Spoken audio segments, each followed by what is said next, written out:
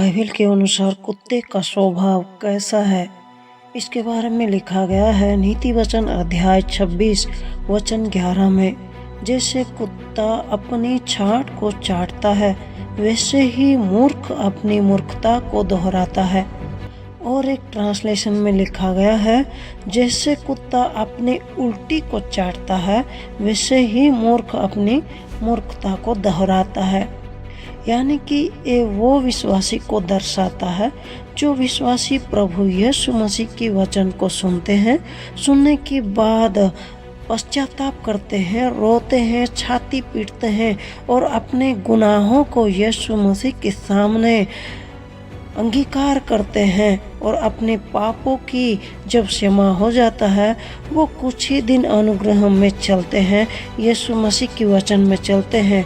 फिर से परीक्षा जब आता है तो वे परीक्षा के सामना करने के बजाय फिर से अपने पुराने पापों को करने लगते हैं, अपनी पुरानी गलतियों को करने लगते हैं, दोहराने लगते हैं। वैसे विश्वासी को बाइबल कुत्ते के समान तुलना करती है।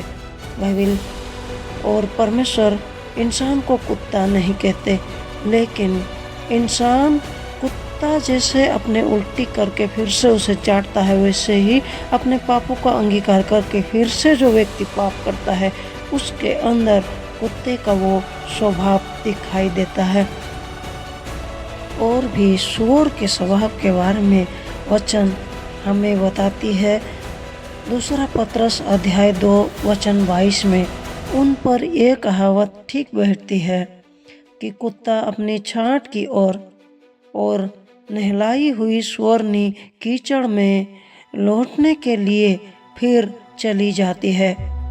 यानी कि सूअर को आप जितना भी अच्छे साबुन से क्यों ना नहलाओ, वो कीचड़ में ही जाता है। सूअर की जो आदत है वो ऐसे विश्वासी को दर्शाता है जो विश्वासी परमेश्वर की वचन को सुनता है, यीशु मसीह की क्रूस की बलिदान को वो जानता है, फिर भी वो अपने पुराने पाप में लौट जाता है, बार बार अपने पुराने पापों को दोहराने लगता है। वैसे विश्वासी धुलाई हुई सूअरनी की तरह यहाँ पे हमें बताया गया है। हमें कुत्ता और सूअर की तरह नहीं बनना है, वरन यीशु मसीह की चुने गए मेमने की हम भेड़ बनना है, ताकि हम यीशु मसीह की राज्य में स्थान पा सके, स्वर्ग के राज्य की प्रजा कहला सके। और भी ऐसे लोग हैं जो कि चमगादड़ के नाई जीवन जीते हैं।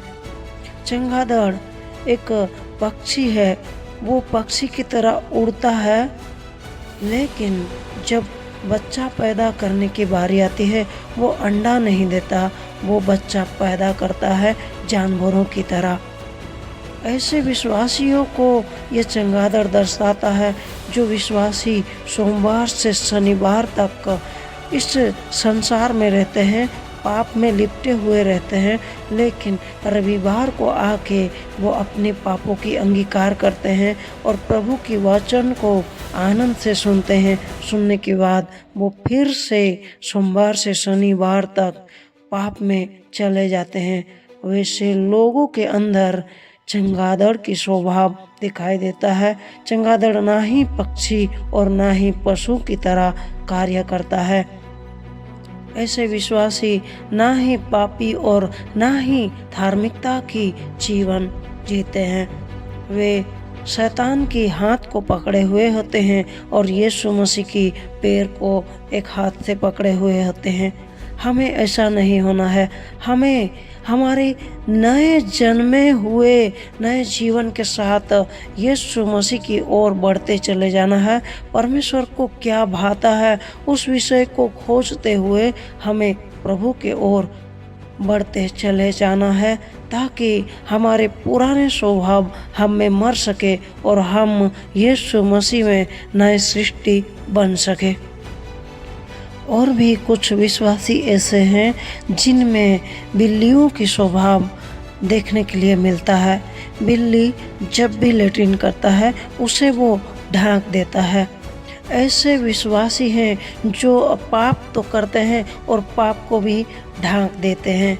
ये अभी से नहीं, हम जब उत्पत्ति की पुस्तक में पढ़ते हैं, आदम और हवा जैसे अपने आप को नंगे पाए, वो परमेश्वर की ओर लौट के नहीं गए, मुड़ के नहीं गए, वरन वे अपने जो नंगापन था उसे ढाँकने के लिए वो पत्तियों को छीलने लगे और पत्तियों को अपने नंगेपन को पत्तियों से वो ढाँपने लगे। ठीक उसी तरह कुछ विश्वासी है जो कि आज भी पाप करते हैं और अपने पाप को वो छिपाते हैं, ढाँपते हैं। हमें वैसे नहीं छिपाना है। परमेश्वर के सामने हमारे हर एक पाप दिखाई पड़ता है और हम परमेश्वर के सामने नंगे दिखाई पड़ते हैं। इसीलिए हमें परमेश्वर के सामने नम्रता के साथ जाना है और अपने पापों की अंगीकार करना है, ना कि हमारे पाप के लिए दूसरे को दोषी ठहराना है। हमारे खुद की पापों के लिए खुद ही जिम्मेदार जान के यीशु मसीह के पास हमारे पाप के साथ जाना है, ताकि वे हमारे अधर्म के वस्त्र को उतार के धार्मिकता के वस्त्र हमें पहना सके। इस वचन से प्रभु आप सभी को बहुतायत के आशीष दे। आमीन।